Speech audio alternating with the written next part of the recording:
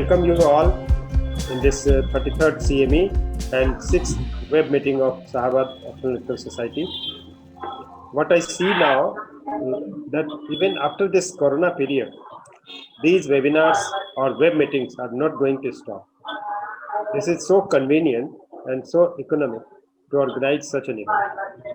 This will continue, I think. Now onwards, this virtual platform has become a reality. I welcome all four eminent presenters of the day, Dr. Ravi Ranjan, Dr. Maharshi Maitra, and Dr. S.P. Tiwari and Dr. Pooja Sinha will be just joining. All of them, in spite of their pre-scheduled heavy engagements, spared their time to be here with us today. I welcome all the chairpersons, program coordinators, panelists, and the SOS web platform, and above all, our honorable guest panelists. Dr. Sanjay Sharma is just joining. He is a senior and versatile ophthalmologist at Bhagalpur. Dr. Satyajit Sinha will be joining. Dr. Ranjana Kumar is here.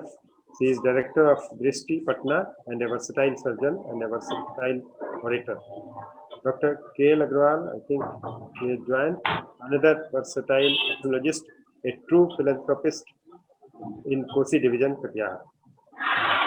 Dr. Divya Pandey, I think she will be joining.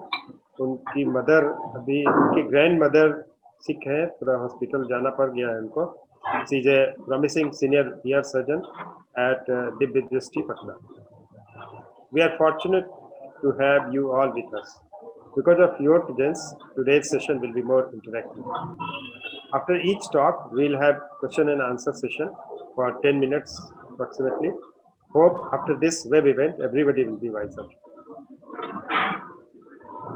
The Sahabat Ophthalmological Society is obliged to people from Ajanta Pharma for their generous technical support all the time.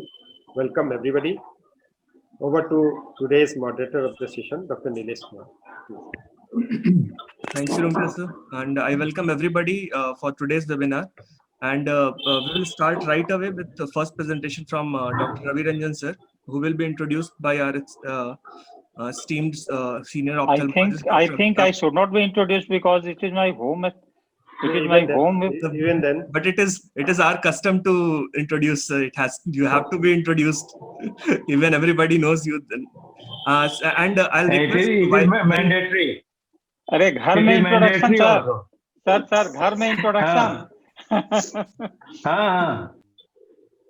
During the present video, because it is film festival, I request everybody to switch off the video while the film is being played, so that it runs smooth on each and every screen. To Amitabh sir for introduction of Ravi sir, I'll just share this. Oh.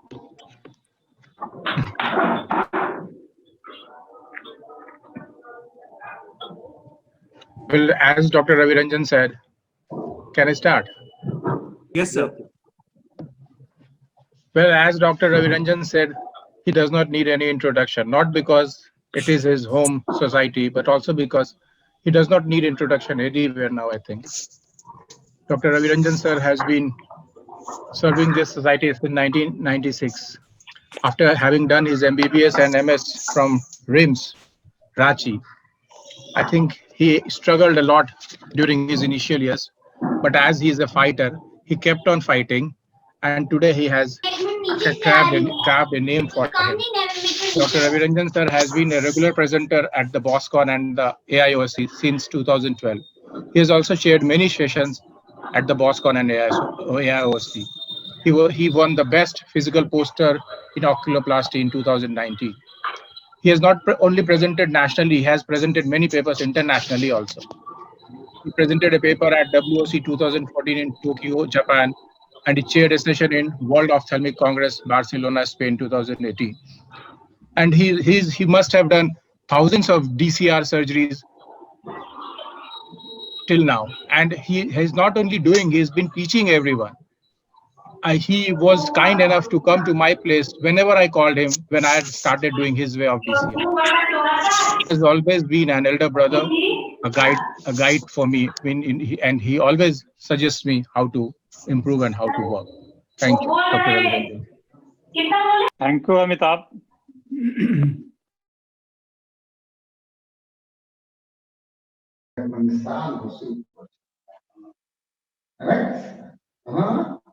you, Amitabh, for your kind introduction.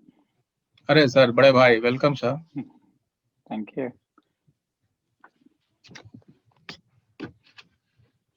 Should I share my? Yes, Should I sir. share a screen? Yes, sir. Please, sir. And I request everybody again to switch off the video. Is it visible now? Yes, sir. Yes, yes, sir.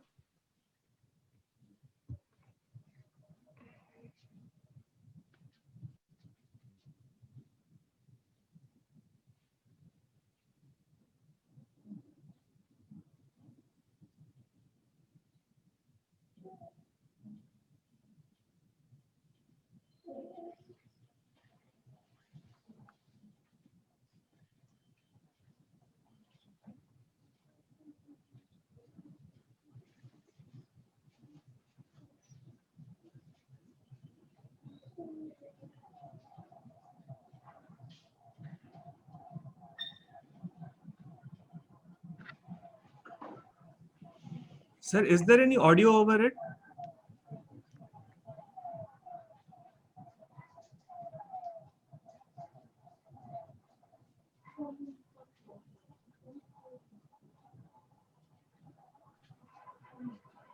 Let's ask Nilesh. Ravi, sir. Yeah. Is there any audio over it, sir? Yeah, audio to hai. Sir, Audio is not. Audio is not playing, sir. While screen sharing, there will be an option of share system sound. 1 minute. 1 minute. Just. Others to please mute.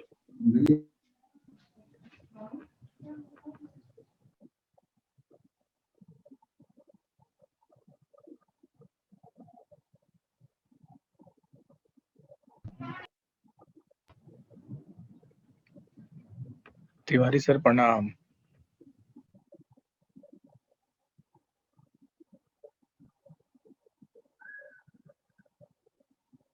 Nilesh, ji sir.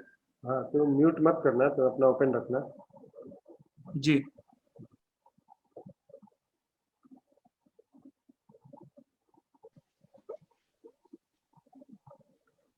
अब audio जा रहा है? अभी भी नहीं आ रहा है sir. नहीं. दूसरे लैपटॉप से कर लेते हैं. 2 मिनट का खाली समय दो हमको. Sure sir. हम तो आप बोलते जाइए. जी सर. नहीं तो आप बोलते भी जा सकते हैं. नहीं, ऑडियो बनाए सर, उसको हम ही कर ले रहे हैं सर. अच्छा, भैया वाला लाते. भैया वाला तुरंत हो जा रहा. तुरंत हो जा रहा सर. ओके. दूसरे लैपटॉप से कर लेते हैं. Ravi Ranjan sir also had instruction course in DCR for 2 consecutive years in All India Ophthalmological Congress. Three consecutive years. Three consecutive years. He had an instruction course. So now the thing is कि BOS में whenever there is a talk about the Craven Sachs, please remember. Fill up.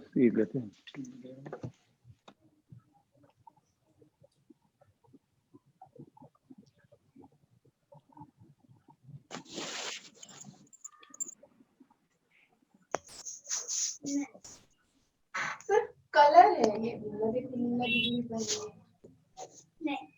कुछ नहीं होगा घर में.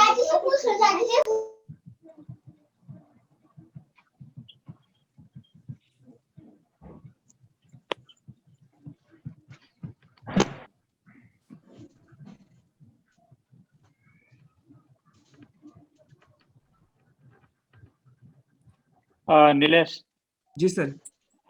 उसका मात्रा का तब तक कर लो ना, तब तक हम इधर ही कर लेते हैं. जी सर.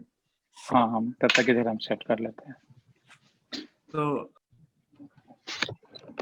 क्योंकि 2 मिनट लगेगा इधर ही करने में, तो हम ये तब तक उधर चल. हाँ, sure. Maharishi sir, are you ready, sir? Can we go ahead with your presentation?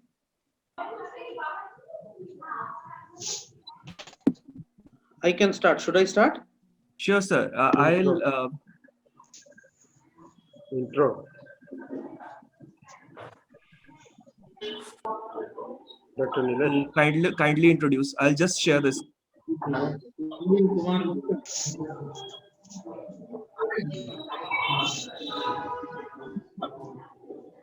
Welcome, Kanaya. Dr. K. Agrawal. Welcome, Dr. K. Agrawal.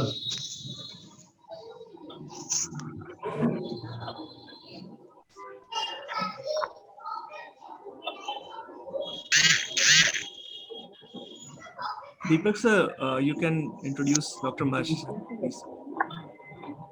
Okay. Welcome, Dr. Maharshi, to this Shabad Ophthalmic Society webinar.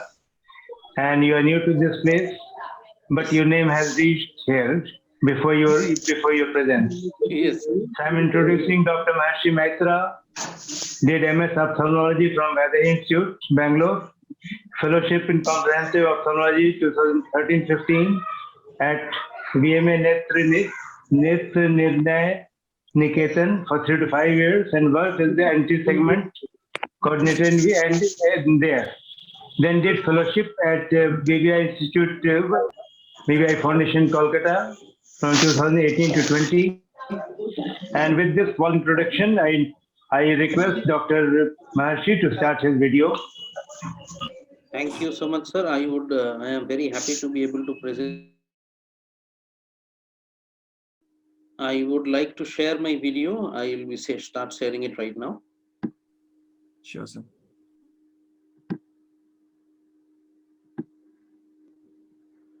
I hope my screen is visible. I have not started the video yet. Yes, sir. I'm starting it now. Yeah. Managing intraocular foreign bodies, a case series.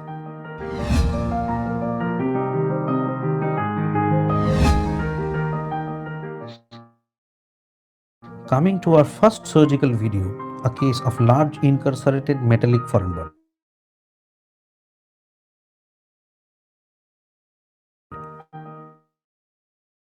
Vitrectomy was initiated for removal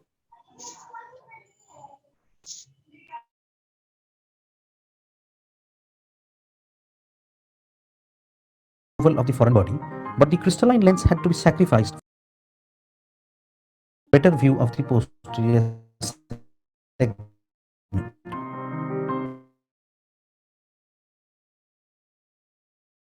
The foreign body was then clearly visualized.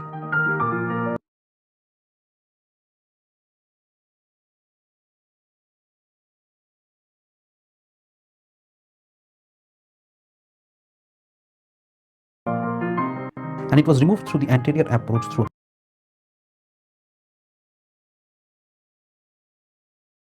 corneal incision. It was found to be measuring 22 millimeters in length. Upon resuming the vitrectomy, a large tear was noted in the superotemporal quadrant. And exudates were noted in the vitreous cavity, and a membrane noted over the disc and nasal to it. Multiple attempts to remove the membrane failed, even under PFCL.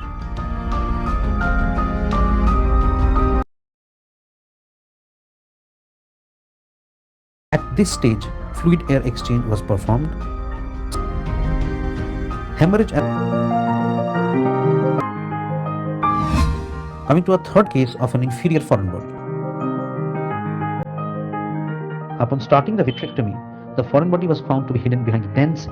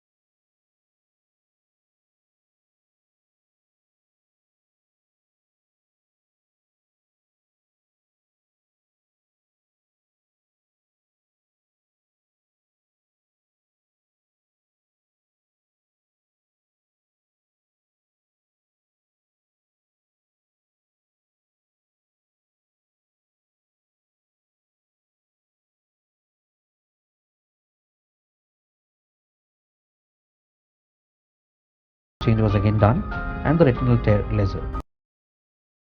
ऐसे कर देंगे तब Silicon oil आप कुछ बोल सकते was again used for tamponade. Present in the vitreous cavity, and it was cleared with the help of the cutter.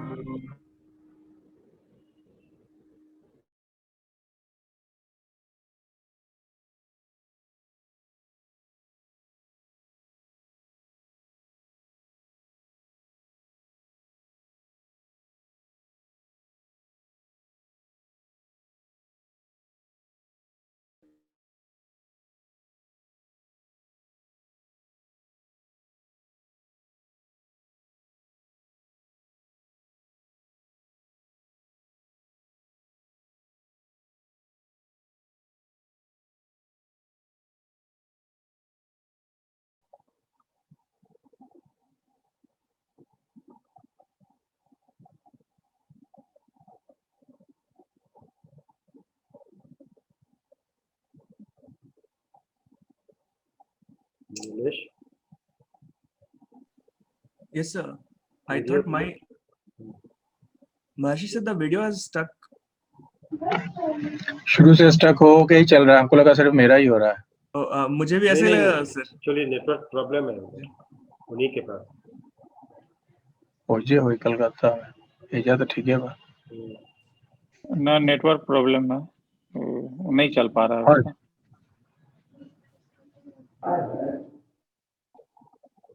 उसको बोलना होगा डॉक्टर महर्षि,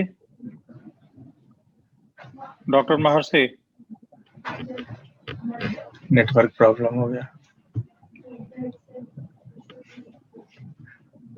रवि जी आपका रेडी हो गया? हाँ रेडी है सर। हम स्क्रीन शेयर स्टॉप कर दे क्या महर्षि सर का? हाँ, अगर वो उनका फिर नेटवर्क सॉल्व हो जाएगा तो we can repeat it. Yes sir.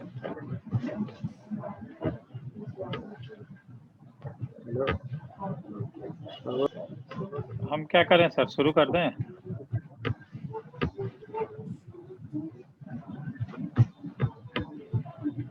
मेरे एंड से हो नहीं रहा है, स्टॉप नहीं हो रहा है.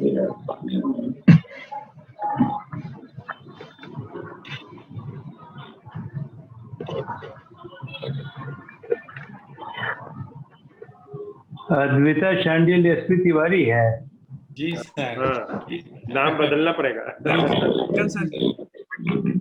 प्रणाम सर. वेलकम। प्रणाम प्रणाम, क्या हाल है, कैसे हो? तो I think Ravi you should start. कहा तिवारी जी ओटी पर रहेगा? खत्म हो गए सर। क्या क्या हालचाल? ठीक है सर।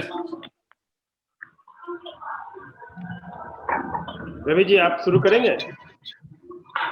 रवि सर के बाद कर लेते हैं सर। हाँ रवि जी के आप ठीक है तुम जी सर जी सर। रवि शुरू करो।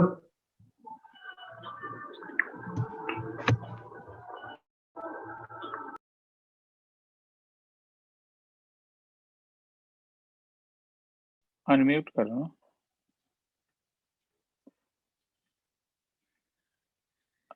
अब ठीक है सर? हेलो सर म्यूजिक नहीं आ रहा है सर. बस आएगा, ऑडियो अभी तक तो नहीं आया है। आ जाएगा आ जाएगा आ जाएगा, इसके बाद ही है।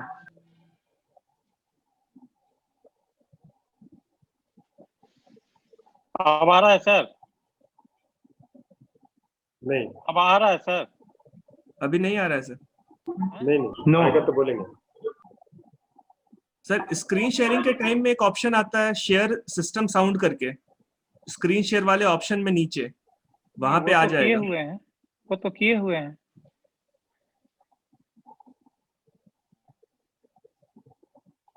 वो कैसे करोगे? वो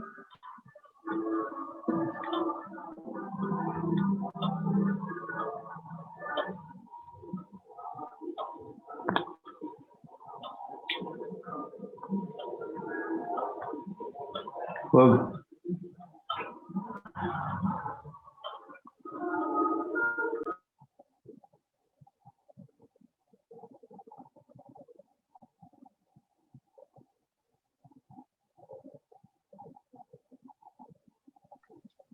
आ रहा है, आ रहा है।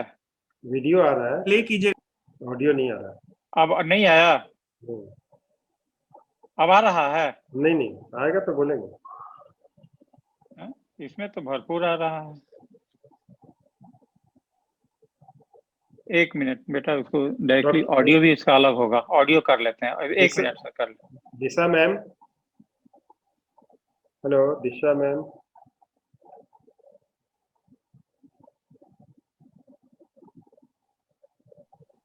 नहीं आ रहा है। हेलो हमें है जूम रे। हाँ मैम, हेलो। कैन हाँ यू सर, बताइए। Help, can you help doctor Ravi? उनका ऑडियो नहीं आ रहा है वीडियो के साथ में। रवि सर। हाँ हाय सर। सर आप जब भी स्क्रीन शेयर करोगे तभी एक नीचे हाँ। ऑप्शन आता है यूज योर उसको कंप्यूटर ऑडियो। नहीं वो किए हुए हैं, उसके बाद भी नहीं आ रहा। उसके बाद भी नहीं आ रहा है तो कुछ नेटवर्क इश्यूज है क्या सर आपके इधर?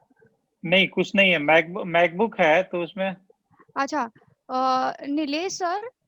जी सर आप इनसे ले सकते हैं क्या वो प्रेजेंटेशन या कुछ, तो आप प्ले करेंगे उनको? सर, मेल हो जाएगा वीडियो रवि सर? कर लेते हैं, कर देते हैं। हाँ, आपको चैट पे भेजते हैं अपना ईमेल आईडी। ठीक ठीक ठीक। तब तक तिवारी सर का हम लोग ले लें क्या? Let us move.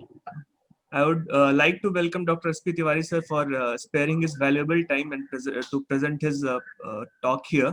And I would like to welcome Dr. Sanjeev sir to introduce Dr. Tiwari sir.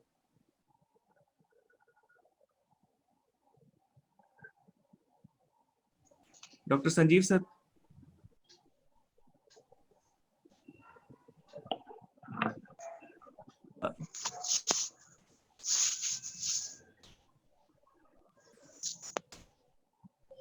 Dr. Sanjeev sir, please.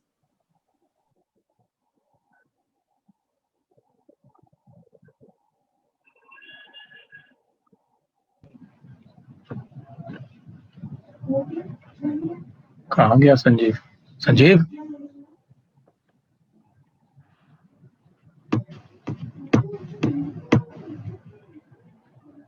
If he is not there, I may introduce. Yes sir. Dr. Satyaprakash Tiwari is MBBS gold medalist, MS ophthalmology, and he did his fellowship in vitreoretina from Arvind Eye Hospital, Pondicherry. At present, he is practicing retina surgeon for last 9 years in Patna, and actually he is covering whole of Bihar. Currently working in Drishtipunj Eye Hospital, Patna, as senior retina surgeon. Welcome, Dr. Tiwari.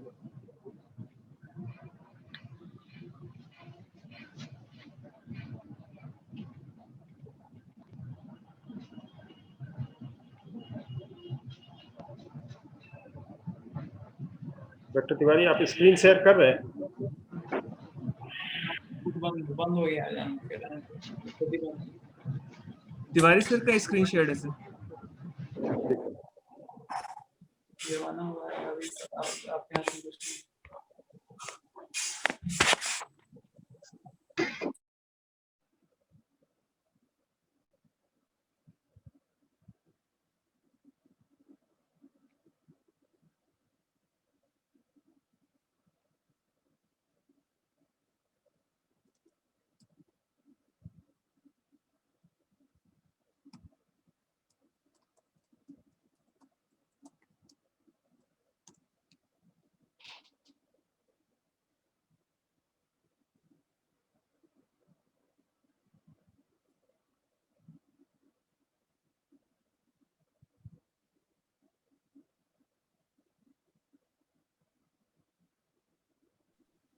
Hello, am I audible, sir? Hello. Yes sir. हाँ जी Audible है। Yes sir. Yes. हाँ सत्या ठीक है। Sir full screen कर दीजिएगा।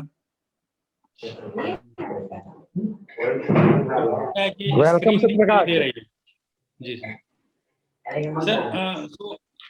So I wish to show one case of IOL drop being managed, and this was actually a case of congenital cataract was being operated by my anterior segment colleague years before. And the surgery was wonderful. Everything was all right. The rhexis was done and the lens was aspirated. There was nothing much to do in the cataract, and posterior capsulorhexis was done, anterior vitrectomy done. But while injecting IOL, there was just the IOL just opened in the center of the opening, posterior capsular opening, and it directly went inside the capsular margin. So the IOL disappeared and the boy was under GA, but fortunately I was there in the theater. So I immediately put inside, cleared the vitreous. And this was a single piece IQ IOL, which went inside the eye.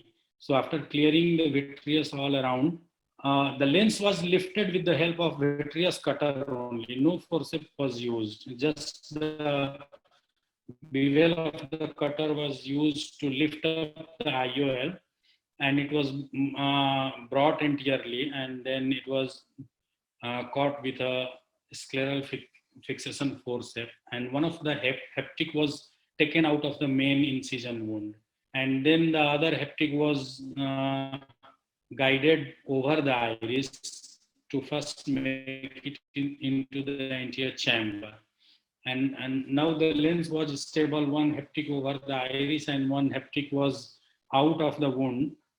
And then one of the haptic was held and it was placed in the capsular band. And after that, the second haptic was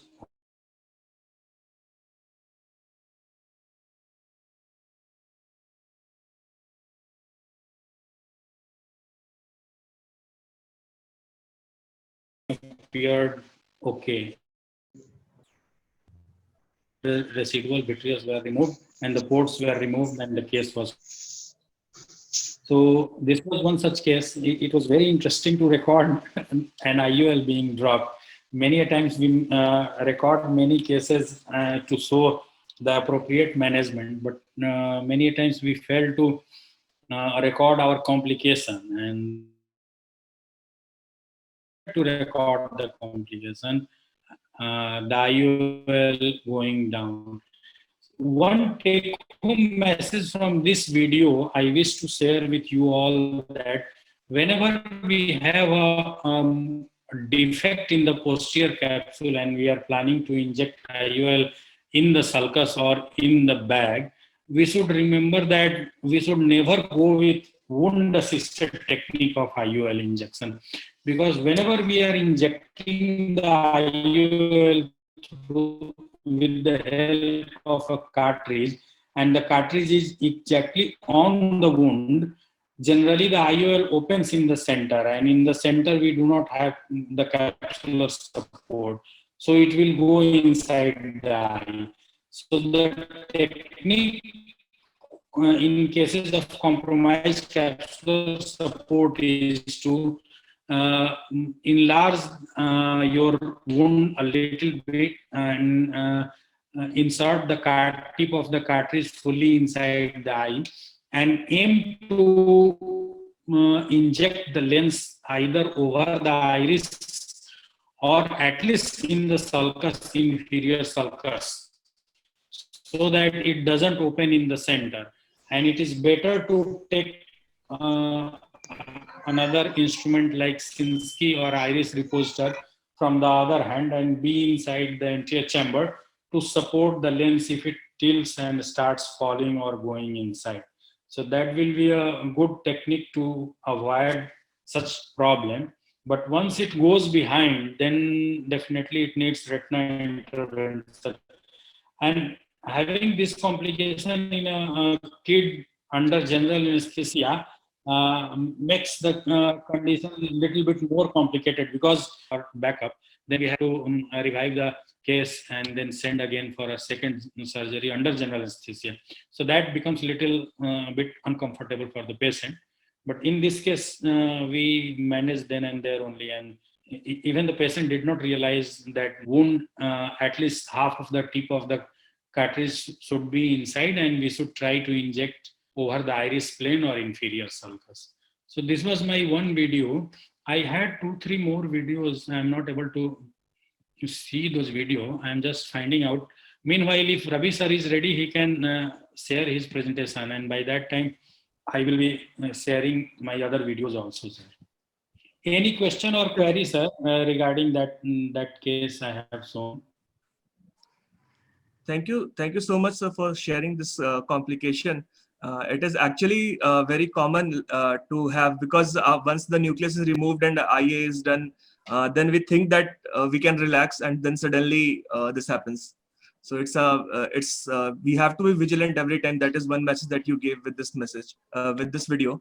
And I would now open the discussion to all the guest panelists and the panelists. If anybody can have a question, and I request everybody to switch on the video so we can have a good discussion. Yeah, I would like to ask a question that so many times I have seen patients where the patient turns up with an quiet eye, but the hydrophobic IOL has dislocated into the vitreous many years after surgery. It's a quiet eye and the patient comes in for visual rehabilitation.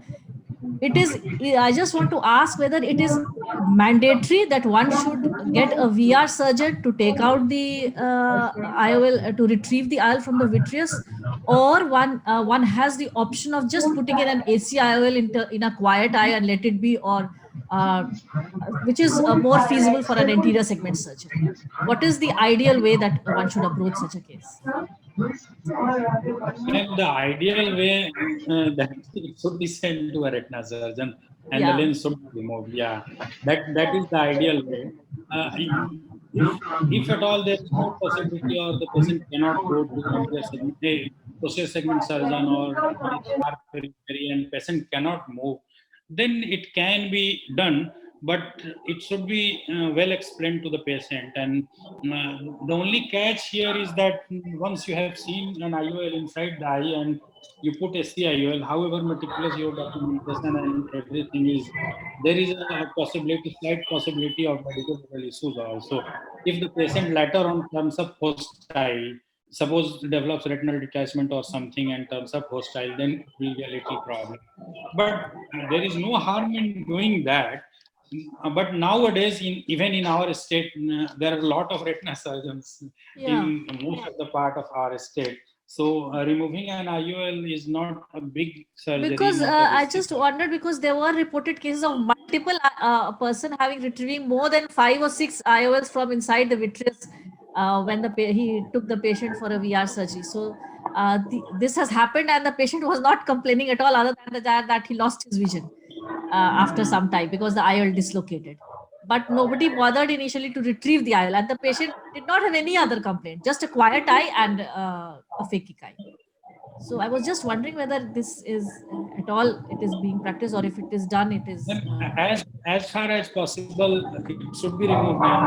That we understand, but otherwise it can be done, but the patient should be explained completely that your IOL has dislocated, it is inside and it is not causing any harm. We can put another IOL, you will be seeing. But suppose later on if you have any other problem, then you need to go to a posterior segment surgeon and you need another. Thank you so much.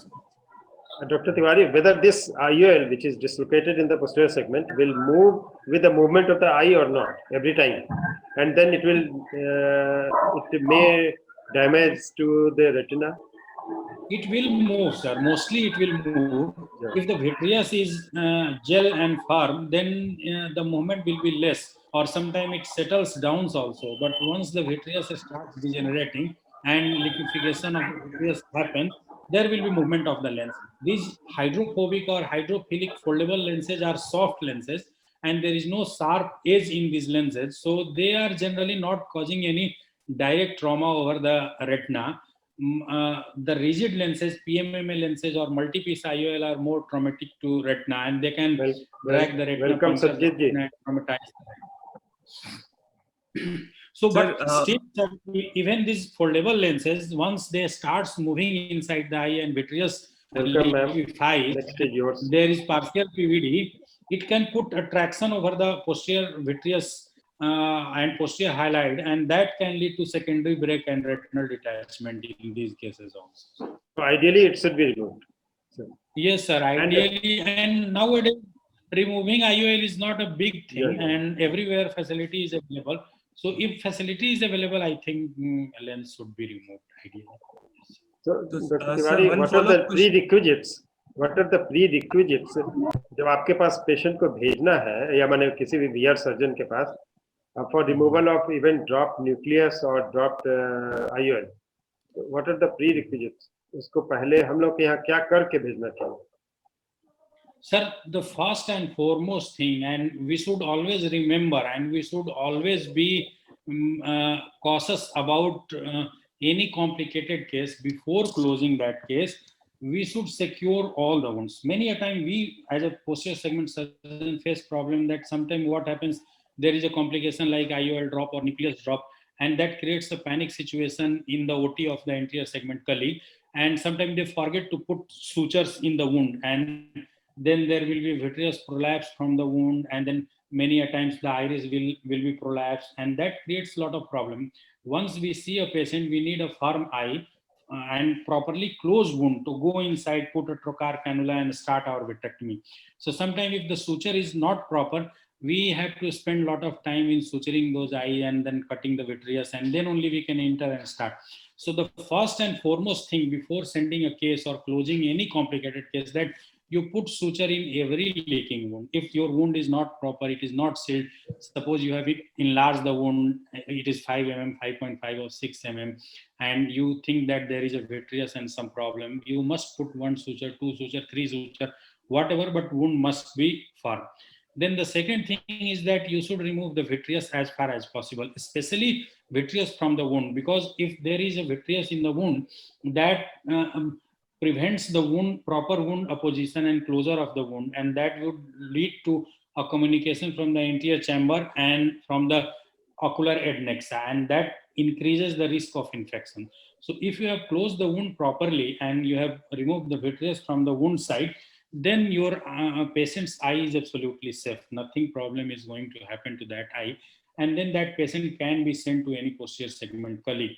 Another important thing is that steroid must be started. The anti-glaucoma treatment must be started, especially in cases of nucleus drop or retained cortex, because we expect increased IOP in those cases.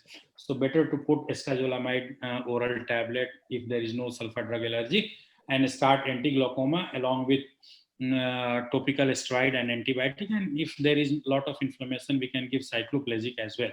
So these are the prerequisite medication. Closure of the wound and removal of the vitreous as far as possible are the 2 most important steps which can easily be done by any anterior segment colleague, and then the case can be sent and it can be managed properly. My other videos are also ready, sir. If time allows and the panel permits, I can show 1 or 2 more videos of management of anterior segment colleague. Yes, why not? Carry on. And in the meantime, welcome Dr. Sanjay Sharma, welcome Dr. Ashish. And we have a message from Dr. Satyajit that he wants Dr. Pooja to speak. Yeah. So let her speak after Dr. Tiwari. We can do that. Okay, sir. That is good. So should I go ahead, sir? Yes. Sure, sir. Okay. So this is a case of full-fledged nucleus. Video is running, sir? Yeah. Video is running here. Okay, sir. So this is a case of nucleus drop. This was mature cataract, and I think that must be a polar cataract, because just after hydrodissection, this whole lens and cortex has gone inside the eye. So the core vitreous was cleared, and then triamcinolone acetonide was put in the vitreous cavity, and posterior halide was lifted up from the optic nerve. After lifting the posterior halide, gap in the posterior halide was created with the help of vitrectomy cutter, and the lens was guided behind the posterior halide, and it was resting on the retinal surface. And after that, we have removed the whole vitreous, the base dissection. We have secured the retina 360 with the 3-4 layers of laser barrage, and then phacophragmotome was introduced inside the eye, and phaco emulsification of that drop nucleus was done inside the vitreous cavity. with the lens of with the help of phragmotome. So this whole nucleus have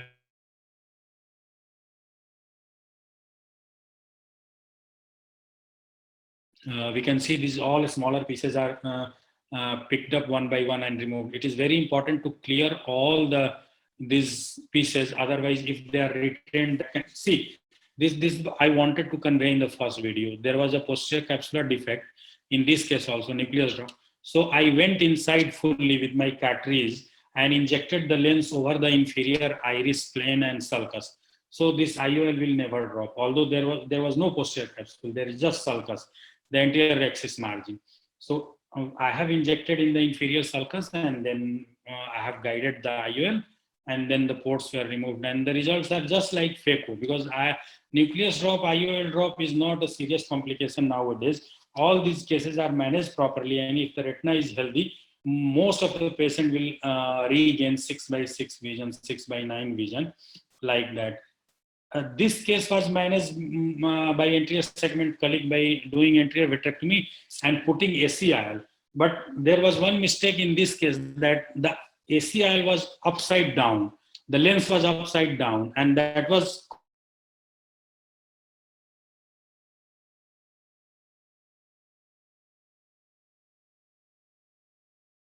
to a lot of inflammation, and the patient was having very poor vision. So this patient was sent to me for the management, and we decided that once we are going inside, why not to exchange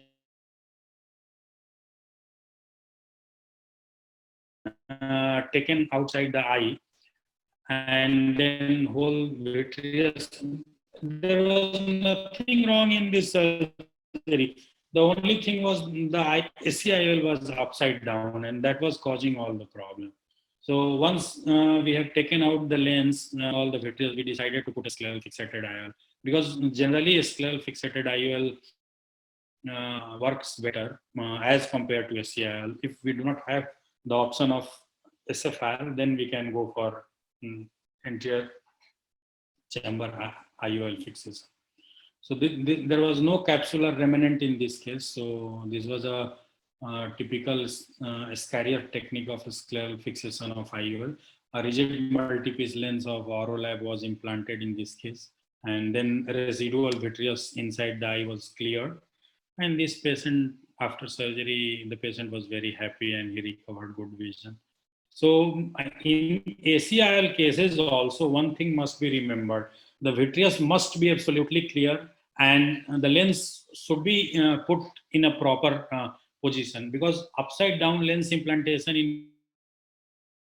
very, very common. I have seen many cases of ACIL being put in the anterior chamber upside down, and in those cases it causes problem. Otherwise, ACIL is a very good option in cases of lack. So these were the videos I wanted to show. Thank you so much, sir. And if any question, query, or clarification is there, I'll be happy to answer, sir. Thank you, sir. Dr. Tiwari, the best setup is where posterior segment facility is also there. But most of anterior segment surgeons are not having their posterior segment setup, and patients are sometimes not immediately ready to go anywhere. How many days we can wait in case of drop nucleus? Sir, in drop nucleus, there is no written clear-cut guidelines, but I was going through one of the medico-legal cases in which the court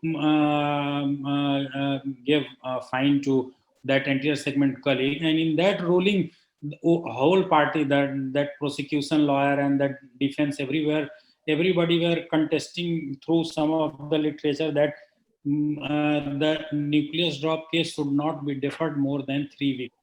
It should be operated within 3 weeks in that medical legal case. Otherwise, I do not find any clear-cut guideline. But as early as possible, it should be sent.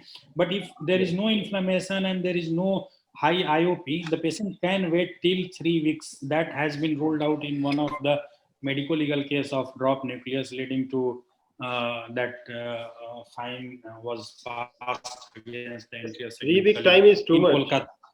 Yeah. 3 weeks is too much, and mostly See, the most important thing is that the patient should be properly counseled and he should be taken in confidence, and posterior segment surgeon should be communicated well, so that once the patient reaches, he should be received and he feels that that particular surgeon or hospital is aware that such kind of patient is coming, and he gets little bit of out of turn treatment, like he should not be waiting in the queue and he should be attended properly, seen early, and surgery should be done as early as possible, preferably on the same day. If all these things are managed, I think most of the patients are very happy even after some complication, and even if they do not know that such complication has happened and the outcome is good. The only thing happens that if there is lack of communication, if the patient keeps on moving or misses to go and then he stays at home and lands up with some further problem and complication, then only other problems will arise like medical legal. Otherwise, if communicated properly, no problem happens in cases of even nucleus or pyramidal drop. Thank you, Dr. Tiwari. Thank you, sir. So we will Nilesh, move ahead. we Yes, can sir. go So with the we will presentation move of ahead, and Pooja then ma'am. in the end we will come back for a larger discussion. Dr. Pooja ma'am is waiting for her presentation. I would request Dr. Shilpi ma'am to introduce Dr. Pooja ma'am. Dr. Shilpi ma'am, Yeah. please introduce ma'am. Yeah. Good evening, everyone. It is my pleasure to introduce Dr. Pooja Sinha ma'am. She did her MBBS and DO from Kasturba Medical College, Mangalore. Then she did her Vitreoretinal Fellowship at Sankar Dattralaya, Chennai. At present, she is a senior consultant in the Vitreoretinal unit at AB Institute, Patna. She is a visiting consultant to Tema Eye Center, Ghana, West Africa. She received Dr. D.K. Bose Gold Medal for Best Scientific Paper at Bose Annual Meet. She received Appreciation Award from International Aid for Community Service in Ghana and UNICEF for working for children. She also received Appreciation Award from Lions Club of Patna and Rotary Club of Patna for community ophthalmic services. She is attached to Vitreoretinal Department of Stanford University, USA, Oxford Radcliffe Hospital, and Hull Royal Infirmary. She is a soft-spoken and a very kind person. Well, I would like to welcome Dr. Pooja ma'am. Over to you, Pooja ma'am. Yes, thank you, Dr. Shilpi. Very good evening to everyone. Am I audible? Yes, ma'am. Yes, ma'am. Yes, ma'am. I'm very thankful to the Shahabad Ophthalmic Society and especially Dr. Rungta for giving me this opportunity. I'll be speaking today on a very useful and practical topic, that is intravitreal injection. Since a lot of our target audience today in the evening are anterior segment surgeons and doctors practicing medical retina, I think intravitreal injection technique is very useful to understand the proper technique, and we use it so commonly in anti-VEGF injections, and if not in anti-VEGF injections, when we are managing endophthalmitis, post-operative endophthalmitis, it is very useful to know how to give an intravitreal injection, and that can save many eyes at a very early stage. So intravitreal injection is a highly targeted drug therapy. It involves injecting therapeutic agents, that is drugs, air, gases inside the vitreous cavity through pars plana under aseptic precautions. It maximizes therapeutic drug delivery and minimizes the systemic complications. And that is why it is one of the most commonly performed ophthalmic procedures at present. So before going on to the video, I will just run through some theoretical slides with the proper know-how, and then we will do the practical talking also.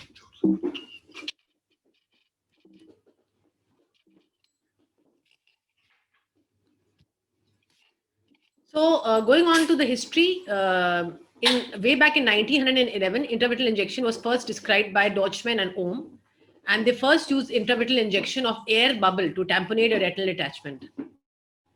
It's interesting to note that triamcinolone acetonide became the first intravitreal drug with widespread application used as a treatment for macular edema associated with a variety of etiologies, though it is an off-label drug, but it is very commonly used. So going on to the list of intravitreal drugs that we use, the anti-VEGF agents we all know is pegactinib that is Macugen, no longer used now, bevacizumab, ranibizumab, and aflibercept. Intravitreal steroids most commonly used are triamcinolone. Then you have the steroid implants, which are the dexamethasone implant and the fluocinolone implant. And antibiotics in post-operative endophthalmitis or post-traumatic endophthalmitis, we use vancomycin, cefazoline, ceftazidime, and amikacin. Antivirals like ganciclovir, foscarnet, antifungals for like amphotericin B, fluconazole, voriconazole, the air and expansal gases, and the antimetabolites. So going on to the indications, anti-VEGF injections are mostly used in cases with ARMD, diabetic retinopathy, vascular occlusions, ROP, neovascular glaucoma, and IPCV or Coats disease. Antibiotics and antifungals most commonly are used in endophthalmitis. Antivirals when there is a viral retinitis. Antimetabolites in chemotherapy, and steroids, we use it in macular edema and uveitis. So going on to the procedure, the first and foremost specific mention of the off-label use of the drug has to be used if a non-approved drug is being used. Anti-VEGF agents, you have to specifically mention the data regarding thromboembolic events, particularly in high-risk individuals. Triamcinolone, you have to remember that there can be an increased risk of cataract formation as well as ocular hypertension or glaucoma. So a informed consent has to be signed by all the patients. Going on to the anesthesia, it should be given prior to application of a sterile preparation. Topical medications such as proparacaine 0.5% drops or lidocaine jelly is required to achieve adequate anesthesia. If the patient has a low threshold for pain, a subconjunctival lidocaine can be administered, and very rarely a peribulbar or retrobulbar anesthesia is required. So going on to the asepsis, several precautions are strongly recommended to minimize the risk of infection. In the West, most of the times the intravitreal injections are given in the OPD setting, but in India and in my setup, I prefer to give it in a proper OR environment. The instruments should be removed from a sterile packaging and dropped onto a sterile field. Take a procedural timeout to verify the patient, agent, and laterality. Once the anesthesia has been applied, a 5% povidone iodine solution should be applied to the ocular surface. It is the last agent applied to the intended injection site before the injection. The surgeon should have a proper scrubbing technique, just like any intraoperative procedure that has to be followed. Either surgical mask should be used or the patient should minimize speaking during injection, and especially now in these COVID times. Once gloved, the surgeon applies a fenestrated lid drape similar to be used in a cataract surgery. So a proper routine draping and scrubbing of the patient is essential. A lid speculum is then applied in order to retract the eyelid and prevent the patient from blinking. Avoid contamination of the needle and injection site by the eyelashes or the eyelid margins, and avoid extensive massage of the eyelids either pre or post injection to avoid the meibomian gland expression. So these are the very small things that we have to keep in mind. Now, what needle selection do we use? A 27 gauge needle is used for crystalline substance such as triamcinolone, but when we are giving anti-VEGF injections, a 30 gauge needle is required. The needle length is between 0.5 to 5/8 inches. Separate needles should be used to remove the medication from the vial and to perform the actual injection. So we basically have to change the needles because the dulling of the needle is prevented and contamination is also prevented. Longer needles may increase the risk of retinal injury if the patient accidentally moves forward during the procedure. So commonly 3 to 3.5 mm in pseudophakic and aphakic eyes, and 2.5 to 4 mm in phakic eyes is what is required. Needle introduction, sterile ophthalmic calipers are first used to mark the injection site and verify the adequate anesthesia. Patient is instructed to look 180 degrees away from the site in order to better visualize the quadrant. And then the surgeon introduced the needle through the marked site smoothly and in a single motion with the needle aimed towards the mid-vitreous cavity and the bevel facing upwards. Once the surgeon is assured the needle is in the vitreous and not within the subretinal space, the plunger should be pushed in a slow and steady maneuver to prevent a sudden reflux through the vitreous cavity, as this may disrupt the vitreoretinal adhesions. In many cases, we can see the tip of the needle actually through the lenticular space, especially if it's a clear lens. And then just like any other vitreous procedure, then we release the plunger. The needle is removed and a sterile cotton swab is immediately placed over the injection site to prevent a reflux. Routine anterior chamber paracentesis is not recommended. I don't do it in my practice. Irrigation of the ocular periocular surface is to be done to remove the povidone iodine. Injection volume, commonly we use 0.05 ml. Patient should be examined on post-injection day 1 and 3. Monitor the IOP, anterior segment evaluation in the immediate post-injection period. Sometimes we may need to dilate and see the posterior segment, especially when I'm giving Ozurdex. When I'm injecting the Ozurdex implant, I routinely do it to see whether the implant has gone in its proper position or not. And then symptoms of infection has to be explained like any other intraocular procedure. Avoid head bath for 1 day and swimming. It's 8:30. And the use of post-injection antibiotics and anti-glaucoma is left to the discretion of the treating physician. Complications, we all know endophthalmitis, which is now very less, 0.6%. Subconjunctival hemorrhage can occur, which is very common, and patient has to be told that, that the red blob may occur, and that has nothing to do with the injection. It's sometimes very normal. Vitreous hemorrhage is a very unfortunate situation, but sometimes it can occur. And patient also has to be explained that you will see a kind of a black floater in front of your eyes for 2 or 3 days. So don't worry about that. So intraocular pressure changes, as I already told, we have to see, follow this up very meticulously if you are giving steroid injections. Otherwise, with anti-VEGF injections, this is not much of an issue. And then these are the other complications that we face. So going on to a very short video. So this is the routine cleaning and draping of the eye with 5% povidone iodine, just like in any other intraocular procedure. Now I'm putting the lid speculum here and retracting the eyelids. Make sure that the eyelashes are not in the field. This is the plunger that I'm using. This is the 18 gauge needle which I use to withdraw the drug. Normally the assistant holds the bottom of the the vial. Now this is the calipers. I mark with the calipers 3 to 3.5 ml from the limbus. Right eye, we use the inferotemporal quadrant for better maneuver. This is the patient where I'm giving the Ozurdex implant. So without you pressing on the stop, you have to go laterally, tangentially, first through the conjunctiva and then through the intrascleral space. So we mark 3.5 mm from the limbus. Just minimize the movement of the eye. Sometimes the cotton tipped applicator can be useful for that. The bevel, as you can see over here, is facing upwards. Just go tangentially through the conjunctiva in the intrascleral space till that needle which is there, it just goes and hides behind the sclera. So you have to go to full length. And once you go like that, then you have to go in vertically towards the center of the eyeball. When you are in position, then you have to just press the stop thing and the pellet comes out in the eye. So this is just the Ozurdex implant, and the intravitreal injection also has to be given in the same fashion. There you don't have to go tangentially through the sclera, you just have to go vertically with the bevel facing upwards toward the center of the eye.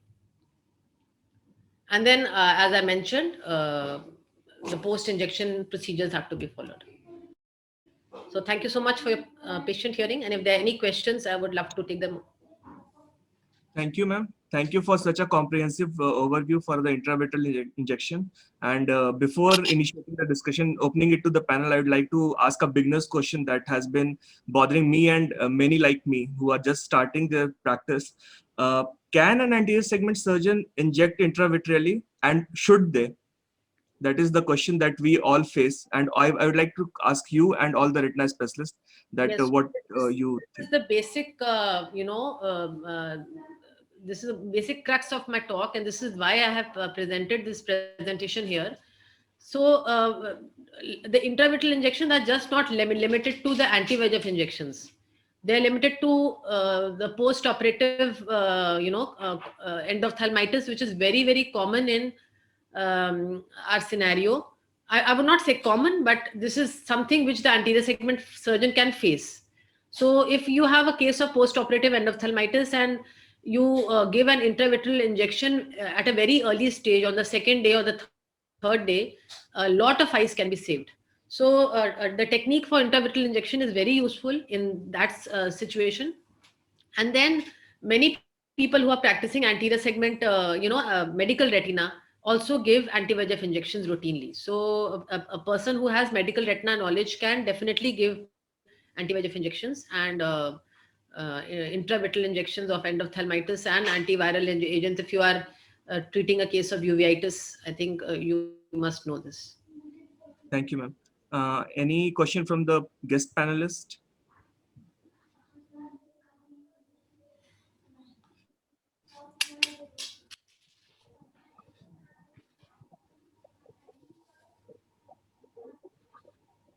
Ma'am, you told there is one difference in putting the needle in between the normal intravitreal injection after endop and in this anti-VEGF injection.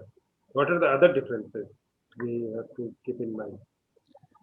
So when we are giving anti-VEGF injections, sir, it is 100 out of 100 times it is in the OT.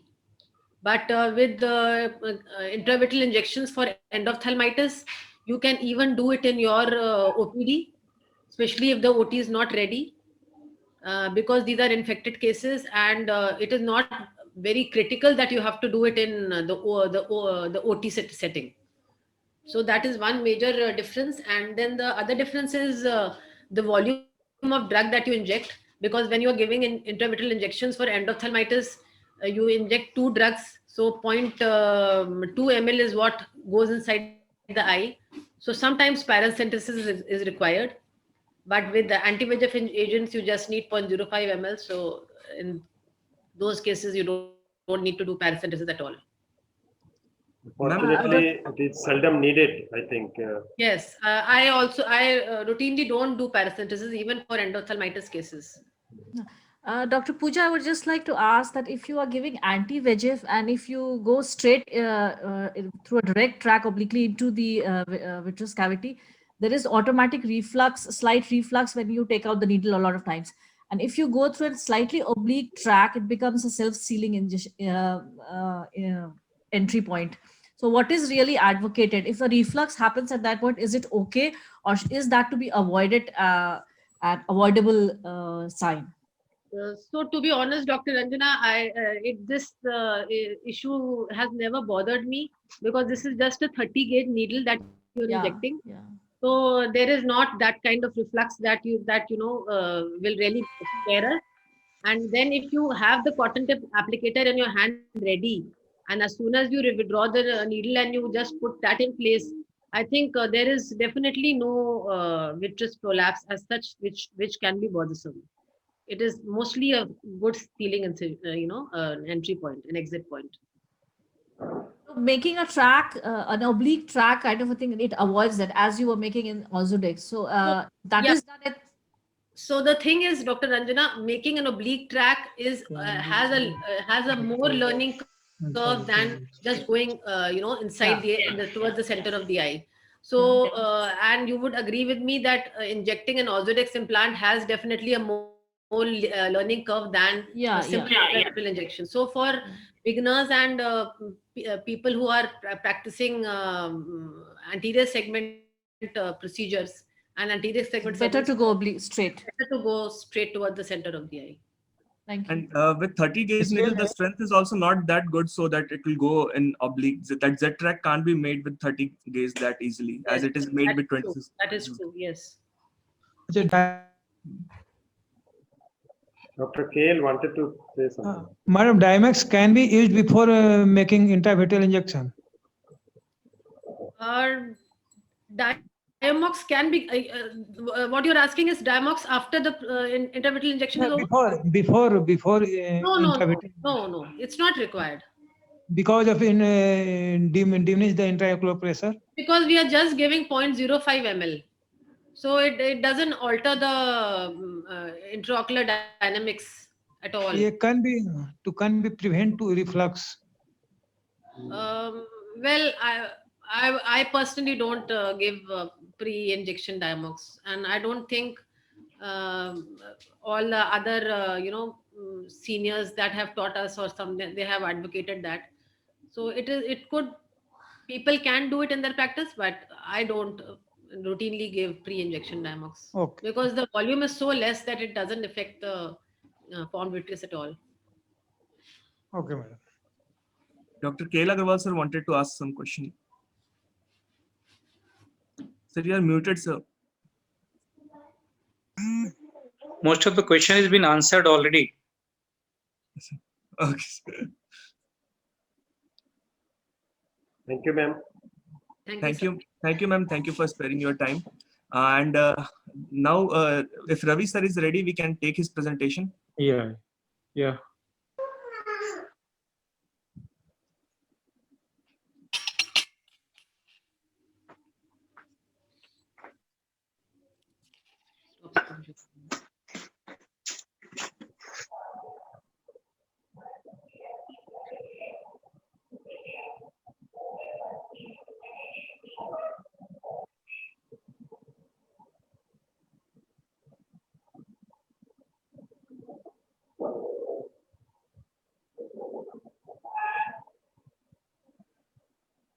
This patient landed in my BG. Audio is on, sir. Single demand. Doctor साहब operation के बाद पानी तो नहीं आएगा? I was in a fix. अब क्या करूं? DCT करूं, DCR करूं? A big challenge for me to do DCR in that much big mucocele. Finally, I decided to do DCR by flapless technique. A curvilinear skin incision was given after local anesthesia.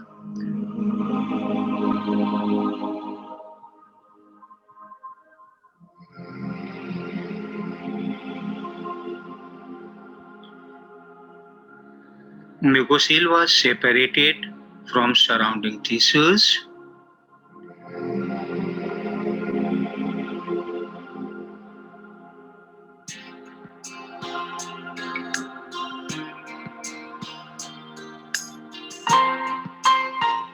Yeah, this is big mucocele.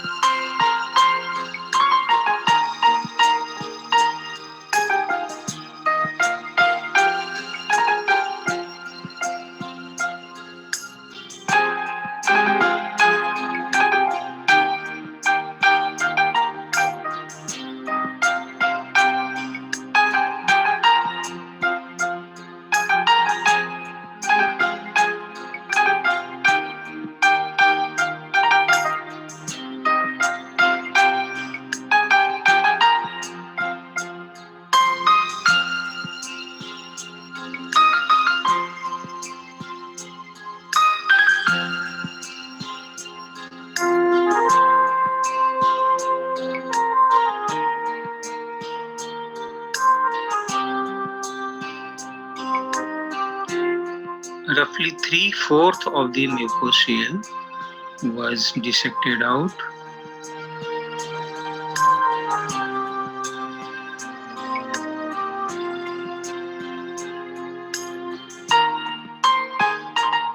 This is mucocele.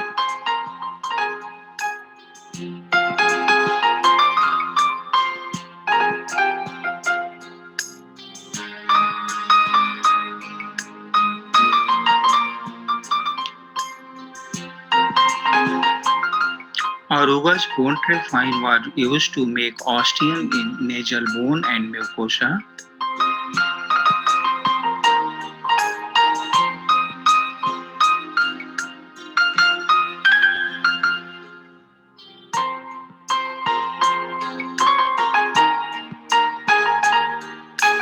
Here is his mucosa and nasal bone.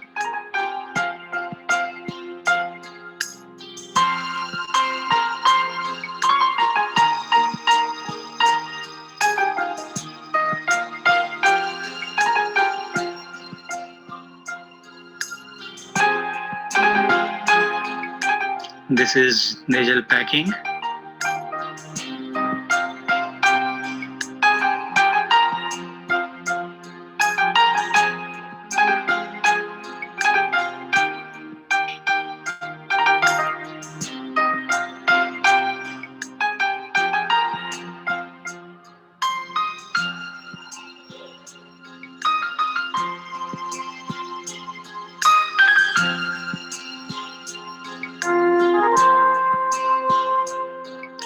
Wound was sutured.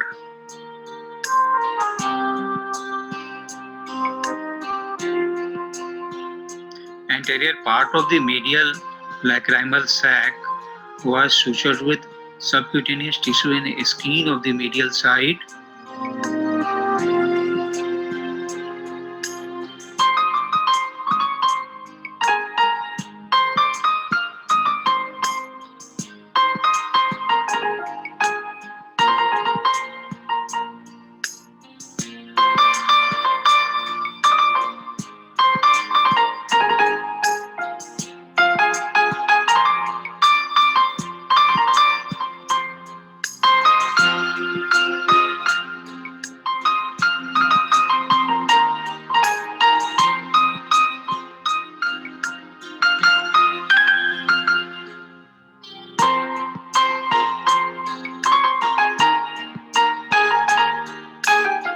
This is the patient after 1 year.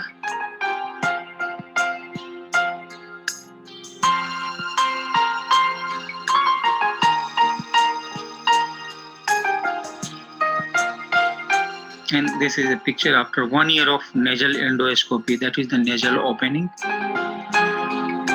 And the mission is accomplished now. And I am relaxed. Thanks God.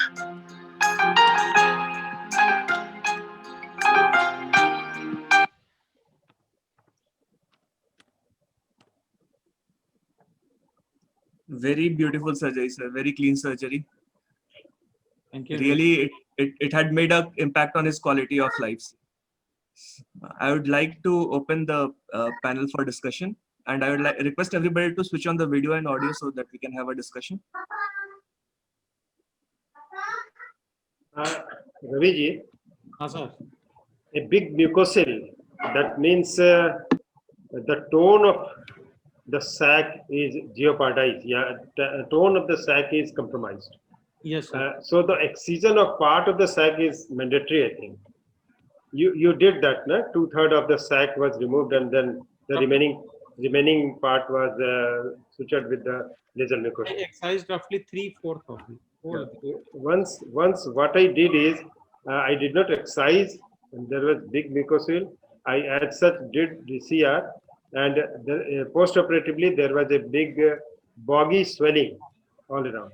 The passage was patent, but there was boggy swelling. She was always complaining कि ये है ना सूजन जैसा फूल जा रहा है और दबाने से.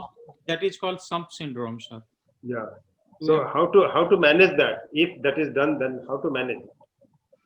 In my view, there should be a repeat surgery, sir. Again. Yes. Sir. That part of the sac is to be removed. Part of the sac to be removed and again switch up. But the passage was patent. But the tone was not there in the sac.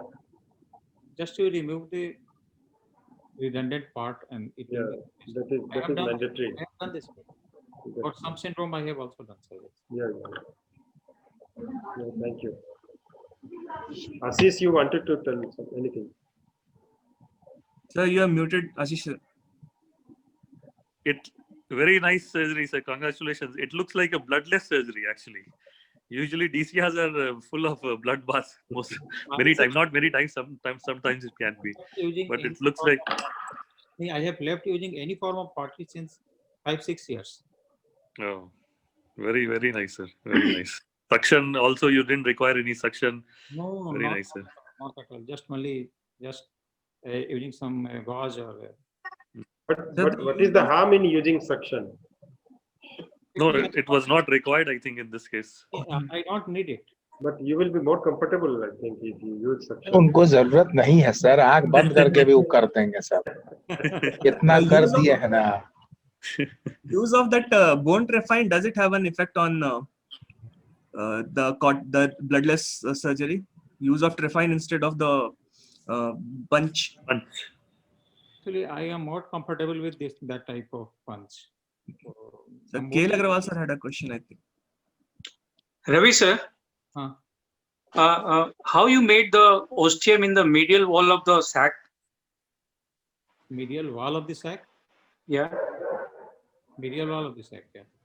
नहीं, sac तो वो excise ही कर दिए. Medial wall of the sac has been excised. But you were suturing the medial part of the sac to the subcutaneous tissue. That was the lateral part. Remaining 1/3. Medial. Remaining 1/3. There should be ostium towards the medial side also, na sir. Medial 3/4 तो तुम निकाल दिए ना? Yes sir. Lateral 1/3 रहा. तो medial side तुम skin और subcutaneous tissue से stitch करोगे ना? Medial side में आपने lateral part को medial part से medial subcutaneous tissue से आपने suture किया है. हाँ. Okay. सर ये प्रोसीजर क्या हम लोग DCT पोस्ट DCT कर सकते हैं क्या? Any part post DCT तो फिर कुछ बचेगा नहीं. Otherwise you can use. Sir. Silicone tube. You can use silicone tube there.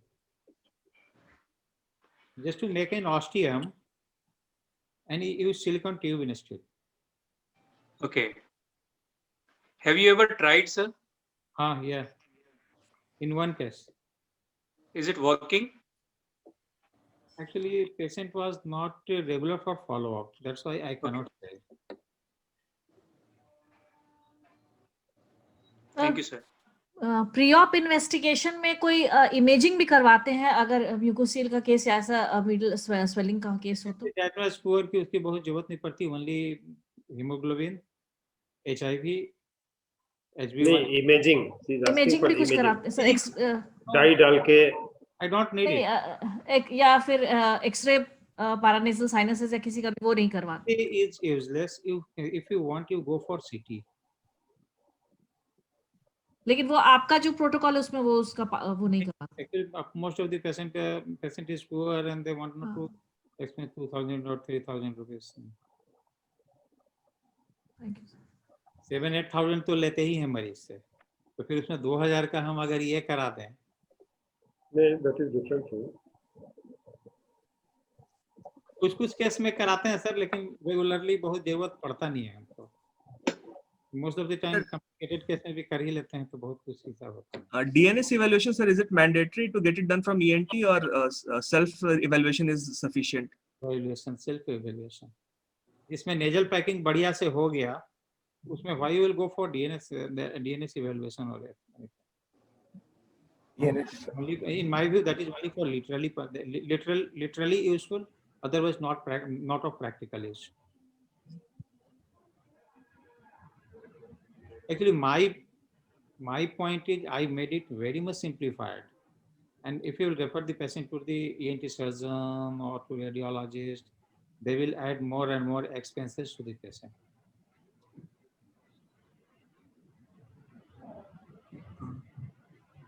I would request a comment from Dr. Satyajit Sinha, sir. He is available here.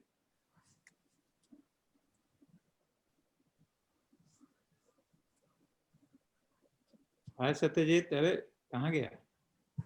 एकदम आपके सामने. हम पहले ही कमेंट कर दिए थे, the most beautiful surgery. Comment box में एकदम सर्जरी के बाद ही कमेंट कर दिए. Very nice, very nice. Except for the last part, the skin suturing, would you want to do it in 2 layers or that suturing was good enough? 1 layer. Like nowadays, I am preferring in 2 layers. One is subcutaneous tissue, and other with self. I use always self for skin surgery. Thank you so much. Thank you. Thank you, sir. 6-0 victory. 6-0 factor. 6-0 तो नहीं मिल पाता है, 5-0 is readily available, तो 5-0 ही use करो। 6-0 भी available है, 5-0 भी 5-0 जो कोई जो मिल जाता है सर। हाँ वो ठीक। 6-0 औरों का भी आता है, वो थोड़ा चीपर। आप ये कभी ऑर्डर करते हैं कि नहीं, फ्लोरेसिन डाई देके जो एक्सरे होता है और फ्लोरेसिनग्राफी होता है to see the channels, patent है कि नहीं? फ्लोरेसिन डाई कहाँ दोगे भाई, उसमें एक्सरे थोड़ी करोगे फ्लोरेसिन डाई देके। नहीं फ्लोर एक्सरे नहीं होता है, मतलब फ्लोरेसिन डाई देके जो टेस्ट करते हैं वो तो कर लेते हैं, उसमें दिक्कत नहीं है, वो तो हो जाता है। Okay, thank you. I think we should now move ahead and invite Dr. Maharshi. Just one more question. Sure, sir. Sir, acute आजकल सुने कि acute में भी acute dacryocystitis में भी लोग people are recommending DCR. क्या आपका point है सर? करना चाहिए नहीं करना चाहिए? बहुत ज्यादा नहीं, पेनफुल कंडीशंस में नहीं है, थोड़ा सा अगर सबड्यू है पेशेंट कर ले तो कर सकते हो, आराम से करते ही हैं हम बहुत बार। टिश्यू तो थोड़ा फाइब्रोज्ड होगा उसमें।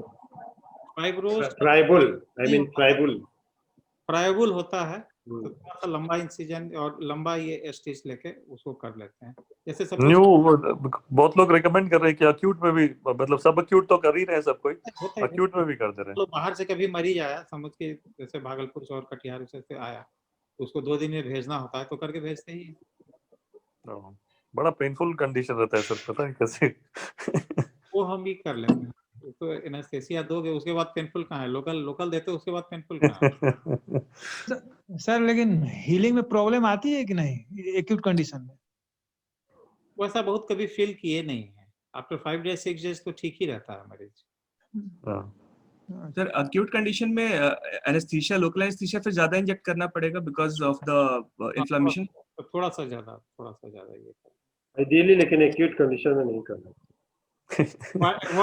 लेकिन सर रुंगटा अंकल आजकल पता नहीं न्यू ये वही बात है कि दिल्ली में अगर कोई 6-9 वाला पेशेंट भी पहुंच गया तो बस कैटरेक्ट आज ही करा लिए, 2 दिन भी टाइम नहीं है, एकदम तुरंत करा लेना, नहीं तो फट जाएगा। जल्दीबाजी नहीं हो तो नहीं करना है सर।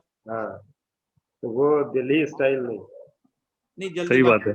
बाहर मजबूरी सर दिल्ली में नहीं, अभी यहाँ भी शुरू हो गया। नहीं इलेक्टिवली कितना दिन के बाद करते हैं आप, अगर आपको है कि पेशेंट को का प्रेशर कि हम रुक जाएंगे तो? Plus 2 months पेशेंट क्वाइट हो जाए। 6 वीक्स के बाद। हाँ 6 नहीं, 6 वीक्स तो ज्यादा हो गया, 2 वीक्स इज सफिशिएंट। 2 वीक्स में होगा क्वाइट, ठीक है। Okay sir. Okay, thank you Ravi sir for that excellent presentation and excellent surgery and share. Thank you for sharing.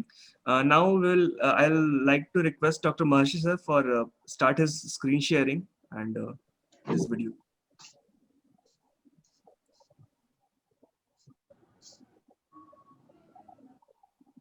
Yeah, last time I tried playing my video. थोड़ा सा कुछ भी दिखा था, or should I start from the beginning? Sir, start from the beginning. कुछ भी नहीं दिखा। It was just stuck.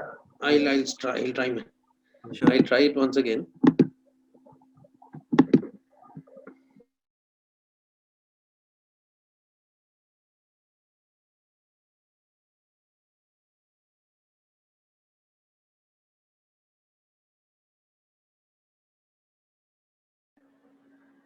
My slide is visible now? Yes, sir. I'll start. I hope it will be playing this time.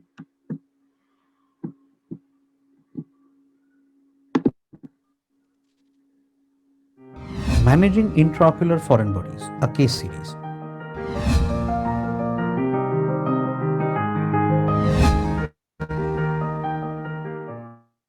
Coming to our first surgical video, a case of large incarcerated metallic foreign body. Vitrectomy was initiated for removal of the foreign body. It's the same, not running. Still, there is lag. Maharshi sir, you can do one thing. But the crystalline lens had to be sacrificed for better view of the posterior segment. Sir, Maharshi sir.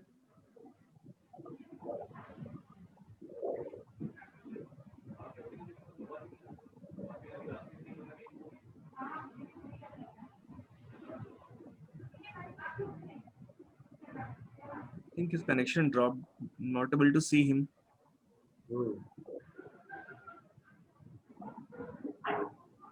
By the time So better for the next time, we will Yeah. request Dr. Marcy to join again sometime in future.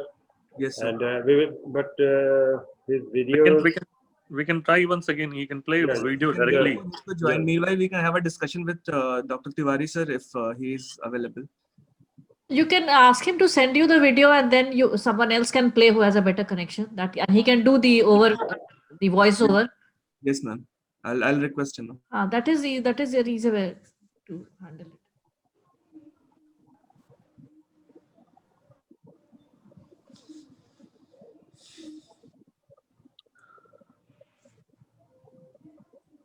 Dr. SP Tiwari sir, if he is available.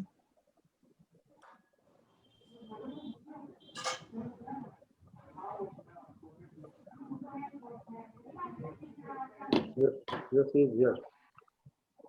Ask for Imran. नहीं है sir, है sir.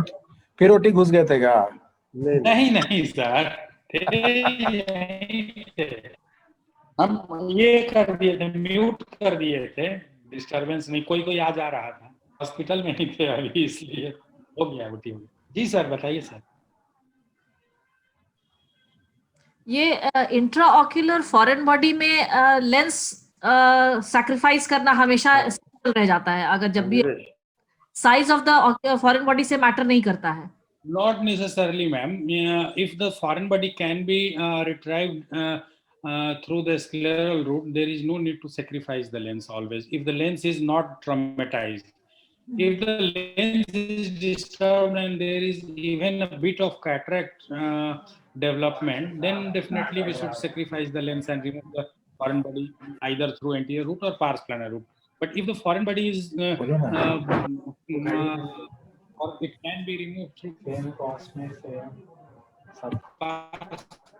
plana route, there is no need to sacrifice the lens. Many times we have removed foreign body and the lens was absolutely clear and the patient maintained in develop. So we should not unnecessarily sacrifice the lens.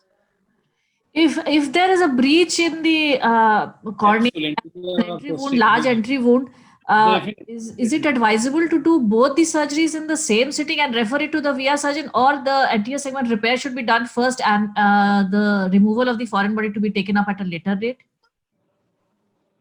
If a nearby retina surgeon is available, it can be said that a single surgery will solve the purpose. But if suppose the patient is better to suture at least the anterior segment, anterior wound, so that there is less risk of infection and further complications. So it is always better to suture as early as possible.